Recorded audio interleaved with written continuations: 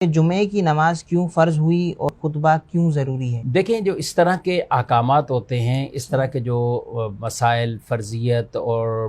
رکعات کے حوالے سے، تو بیسک تو ہمیں یہ ذہن بنانا ہے کہ یہ اللہ تعالیٰ کا حکم ہے۔ صحیح۔ اب رب تعالیٰ نے جس کے لیے جو حکم فرما دیا، ہمیں فجر کی نماز میں، حالانکہ ہم ساری رات آرام کرتے ہیں، سوتے ہیں، فجر کی نماز ہیں تو اس میں 2 رکعت سنت، 2 فرض ہیں، 4 رکعتیں۔ اب کوئی اس کے برعکس سوچے اور یوں کہے کہ سارا دن کے ہم تھکے ہوئے ہیں لیکن عشاء کی نماز کی رکعتیں زیادہ ہیں، تو بھئی یہ بھی اللہ نے مقرر فرمائی، وہ بھی اللہ نے مقرر فرمائی۔ تو جو احکامات ہیں، بعض ایسی چیزیں کہ ان کی علت، ان کی وجہ پتہ چلنے سے، حکمت پتہ چلنے سے اس پر عمل کرنے میں اور ذوق شوق پیدا ہوتا ہے، یہ اپنی جگہ۔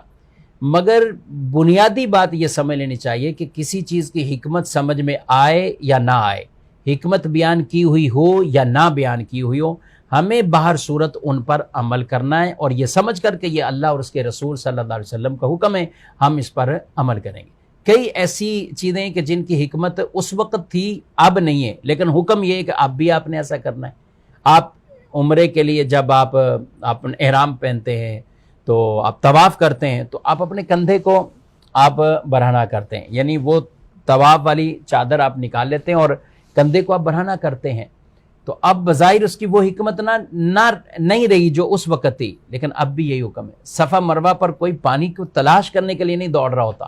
لیکن اب بھی حکم یہی ہے کہ صفا مروہ کی صحیح اس طرح کرنی ہے۔ تو کئی حکمتیں جو اس وقت تھیں اب نہیں، عمل کے طور پر ان کو بھی بجا لانا ہے۔ اور یہ تمہید جو میں نے عرض کی، یہ آپ کو کئی سوالوں کے جوابات اس کے اندر مل جائیں گے۔ جمعہ کی نماز کو فرض کیا گیا جب نبی پاک صلی اللہ علیہ وسلم معراج کی رات آپ معراج پر تشریف لے کر گئے، تو فرشتوں کو بیت المعمور میں جو آپ نے عبادت دیکھی تو اس میں آپ کے دل میں ایک تمنا پیدا ہوئی کہ میری امت کو بھی ایک نماز ایسی ملے کہ جو دور دور سے آ کر اس میں شریک ہو جائیں۔ تو اللہ پاک نے جمعہ کی یہ نماز عطا فرمائی، جمعہ کی یہ نماز عطا فرمائی، اور اس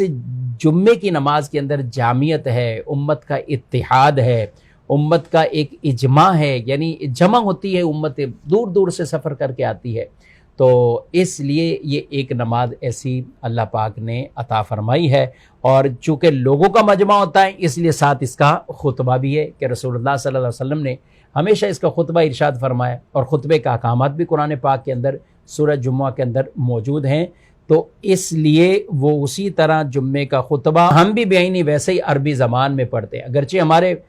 ملکوں میں پہلے اردو میں یا مختلف زبانوں پہ جہاں بھی جو لوگ رہتے ہیں تقریریں ہوتی ہیں، لیکن خطبہ اسی طرح عربی میں پڑھا جاتا ہے۔ یہی مسنون ہے، اور اس کے خطبے کے اندر کوئی اور زبان شامل کرے گا تو وہ بدعت سیئہ ہے، بری بدعت ہے، اور اس کی اجازت بھی نہیں ہے۔ تو جس طرح ہے اسی طرح خطبہ اور اس نماز کو ہم ادا کریں۔